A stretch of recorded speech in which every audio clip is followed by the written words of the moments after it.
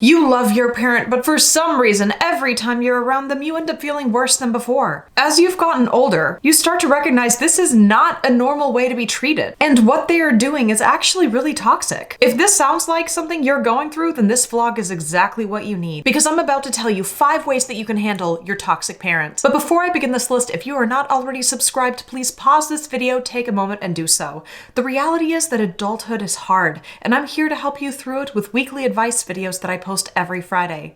Now let's get started on that list. Number 1, I want you to talk to them when you are all in a good place. Explain to them how their actions are affecting you, and talk to them about what your personal needs are. If you know they're not going to listen to you, and it's just going to end up in an argument, then I want you to take the time to write to them. That way it gives you guys a little bit of distance, and it allows them to have some time to be able to process it before they see you again. Now, if you go the route of writing to them, make sure that you read the letter a few times before even sending it to them or handing it to them. And if you hand it to them, make sure that you're doing it when you are about to leave. This way they're able to do this on their own time and read it alone, and it doesn't end up sparking an argument. Make sure that you are not pointing fingers, but more explaining how things are affecting you. Try your best to keep a loving tone throughout it, because it's more likely that they're going to be open to the things you're telling them if they don't feel like they're being attacked. And if they feel like they're being attacked, it's very likely they'll end up reacting defensively. This is why I can't emphasize enough on maintaining a loving tone. You need to be open and honest with them, and it is their choice on whether or not they want to be receptive towards that. Number 2, when they say something to get a reaction, don't freaking give them what they want. A toxic parent will likely say things they know that it's going to get under your skin, or things that you're going to end up negatively reacting towards. They do this so they can turn around and make you seem like you're the bad guy. Normally, they'll try to trigger you by bringing up topics like politics or religion. They also might bring up your job or your relationship, or they might attack your weight. One thing you can do to take the wind out of their sails is just not to react. And that's easier said than done. Trust me, I know. The most important thing to do is act like your give-a-dams ran out, and you just don't have any more to give to them. It's likely that eventually they'll grow tired of that, and they will likely feel that they are putting in way too much effort not to get the reaction they're looking for. Remember, they are doing this for the reaction, and you're taking that pleasure away from them. Engaging in a conversation with them is only going to make it worse. They don't want to have a civil discussion. They want to throw a rock at you and see where it lands. Take away their power by picking up that rock and throwing it away. Don't give them the reaction they want. Number 3, they don't have to agree with your life, but they don't have the right to put you down over it. When setting a boundary, I want you to say something like, you don't have to agree with the way I live, but I'm not going to change. You don't have to be happy about that decision, but I'm going to need you to respect that decision and me as a person, because right now, the way that things are being handled,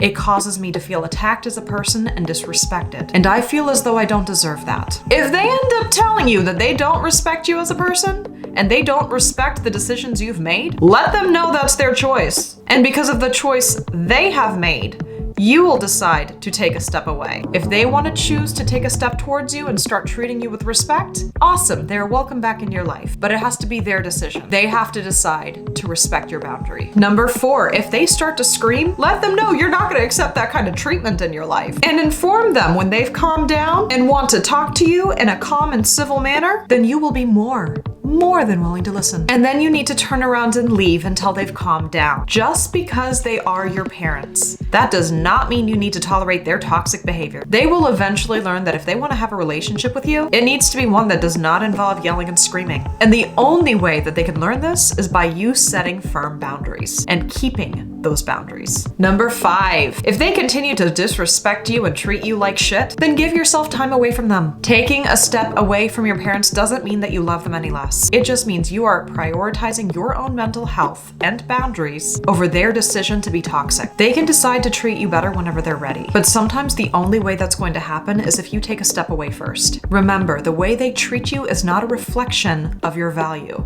The fact that you have to take a step away from them is not a reflection of your value, but it is a reflection of how much love you have for yourself and how much respect you have for yourself.